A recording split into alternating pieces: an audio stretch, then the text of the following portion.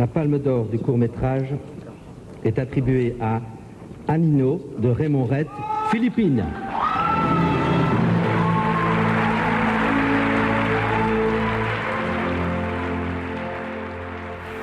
Derek, thanks for granting us the interview. First question, proud ka pa ba maging Filipino? Through the years, ang exploration talaga ng isang artist identity, no? So a big part of that is really finding your Filipino identity. And of course, most artists, they use their art to explore and find that identity, and maybe find answers. A lot of times walang answer. So in that journey of looking for your identity, you realize that there's so much to be proud of talaga, and mas nakikilala mo yung sarili mo. But it's a never-ending journey, and that's why I keep making films, and I use my films for personal purposes, at the same time also trying to reach out sa audience. And I've always thought importante yung audience, so parang ini-engage mo yung audience dun sa journey na yon and sa search na yon. So at the same time you're looking for your own identity, you're actually sharing that with your audience and hoping they also find themselves in what you're presenting. Do you find yourself at times being frustrated about being Filipino? And why?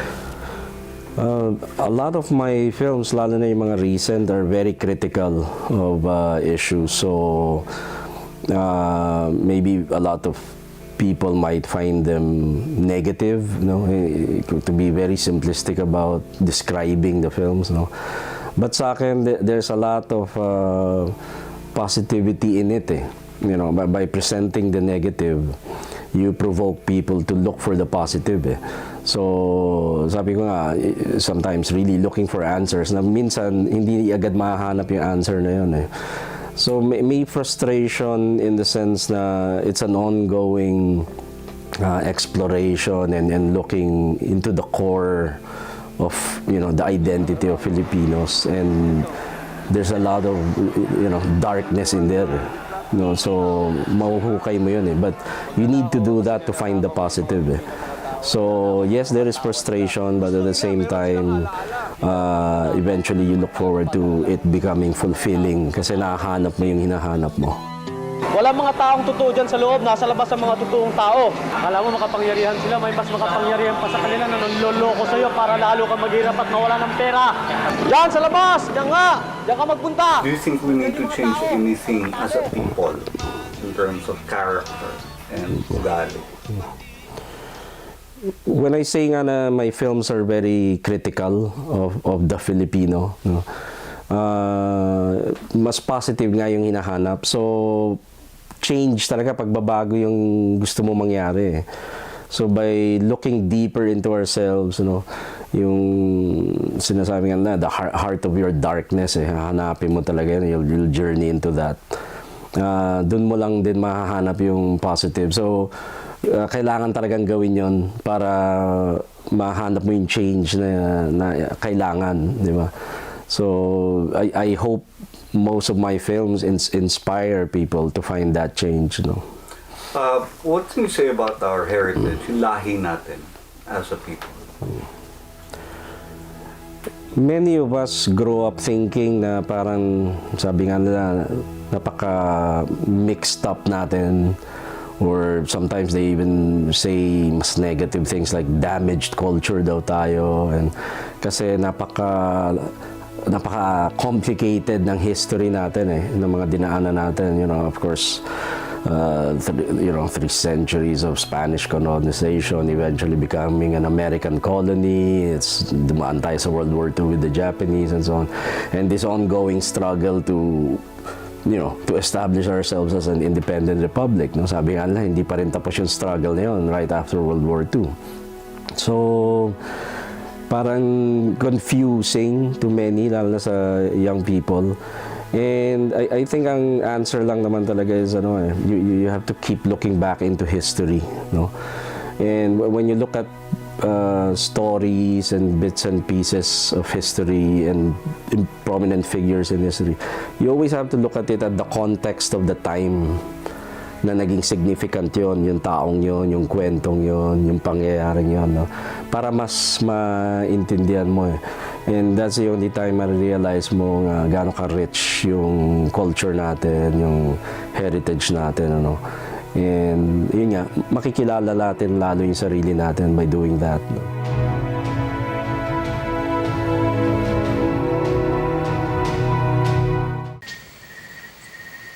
Subalit, ang ating pinag-uusapan ngayon ay hindi ang mga sandata, kundi ang paglaban. Hindi tayo salat sa tapang at pag-ibig sa tinubuang lupa. Kung tayo lalaban na, Bayani. Why did you make Bayani? kailangan mabubuti sandata. Bayani precisely was a reaction to that looking for identity eh. I've been making many short films already. Napapalabas ko siya sa mga international festivals, no? Nagkaroon ng recognition. But it's amazing kasi looking back, sabi ko, hindi ko naman pinlano yun, hindi yun yung intention. I just wanted to make stories, short films, express my thoughts, ideas, feelings, and share it to a Filipino audience, no? I never imagined na mapapalabas siya sa ibang kultura, sa ibang countries, no? So, nung pinapalabas na yung mga little Super 8 films ko sa Germany, sa Italy, and sa US, no, parang it was so overwhelming kasi sabi ko, hindi ko naman pinangarap to, hindi ko binalak to eh. Little stories for Filipinos to, and yet na-appreciate siya abroad, no.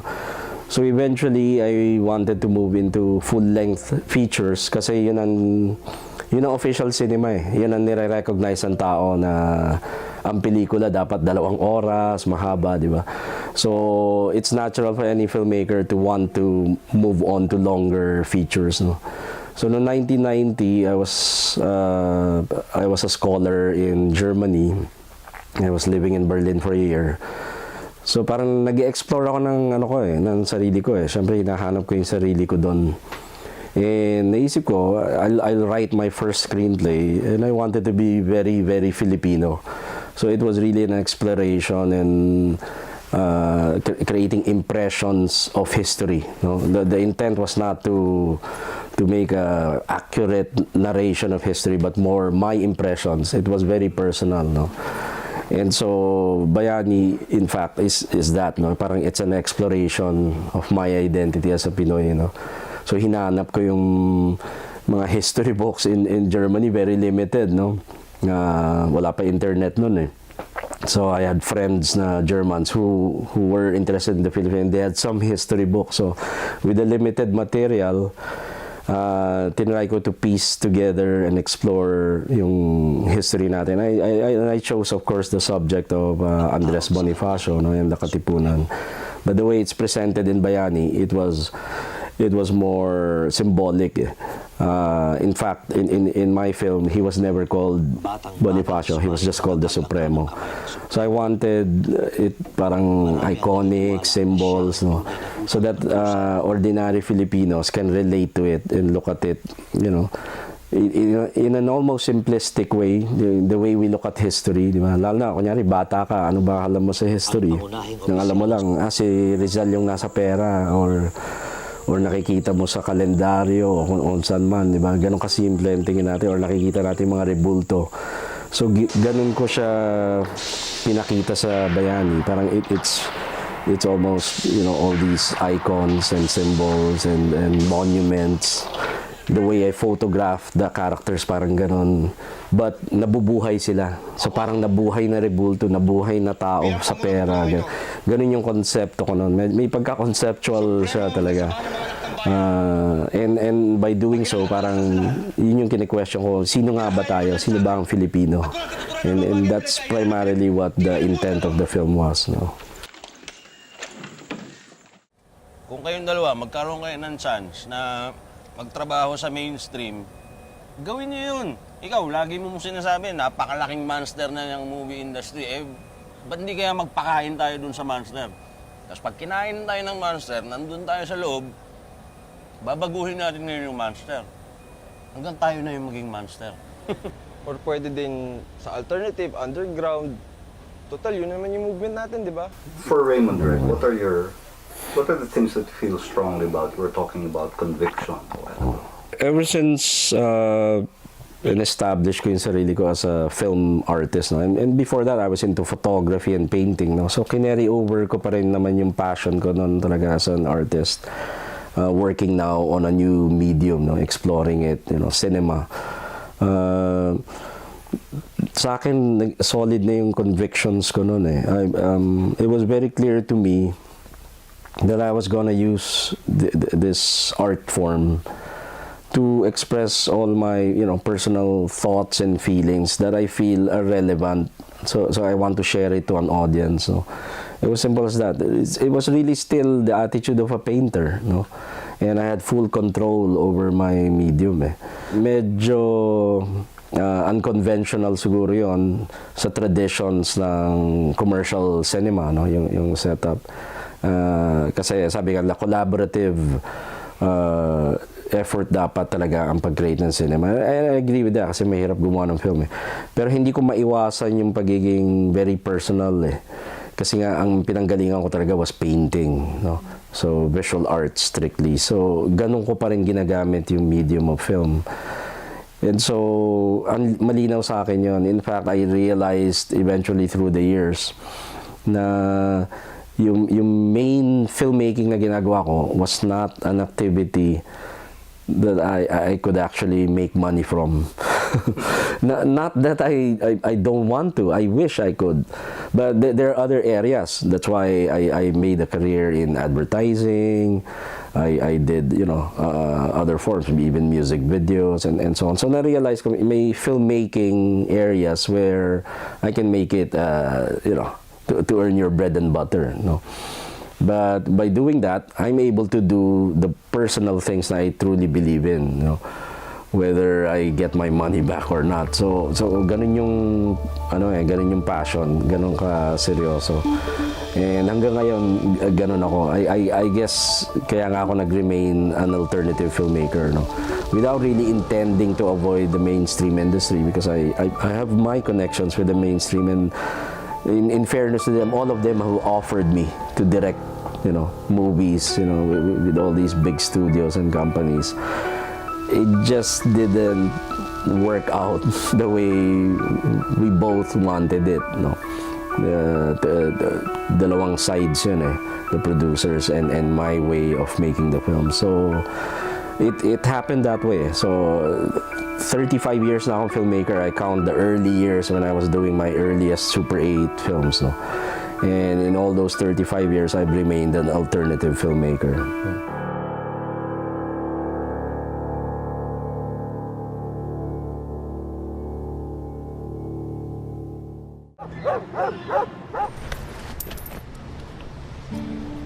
Konti lang naman po hinihingi namin. Huwag lang kaming tanggalan ng trabaho. Tuloy ba kayo? Babawi tayo. Pag di tayo bumawi, walang mangyayari. What can you say about the Filipino of today or the Filipino? Yung Filipino of today, we're constantly trying to redefine ourselves, no? And ang bilis ng change. I mean, we're really affected by by all this global change right now. A lot of it, they say, is driven by technology, no? And totoo yan, we've experienced that. Artists have experienced that, Photography has changed because everything, una sa photography yan, naging digital lahat. So, photographers started reacting to it, either for or against it, no? Ganon din nangyari sa cinema, no? But we always realize parang the technology is just there to help us eh. They're just tools eh. The change really is on how we use that technology and where we're going to bring it, no? It should be the other way around, not the technology influencing us, no? Right now nga, di ba, very powerful ang internet, social media and so on. People sometimes don't realize nagiging slave tayo to it eh, and we're dictated upon by whatever we see there, the politics and all this, yung gulo na nangyayari na masyado tayo na-affect instead of us affecting and affecting what we want to put out there, no? So it's really how we use that technology. And I think ganun ang struggle ng Filipino right now, no? But in general, it's very positive kasi nga people are realizing, hey, we can use the technology for something more positive.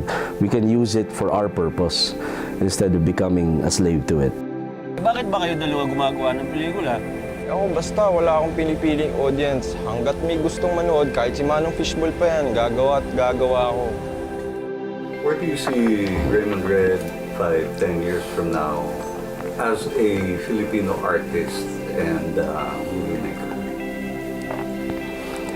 Well, dun sa mahabang panahon na independent filmmaker ako, no, nakita ko nag-evolve ang cinema as a whole, no, Philippine cinema. Eh, nakita natin yung usap-usapan nga ngayon na nagma-merge na raw or nabablur ang lines ng independent sa mainstream and so on.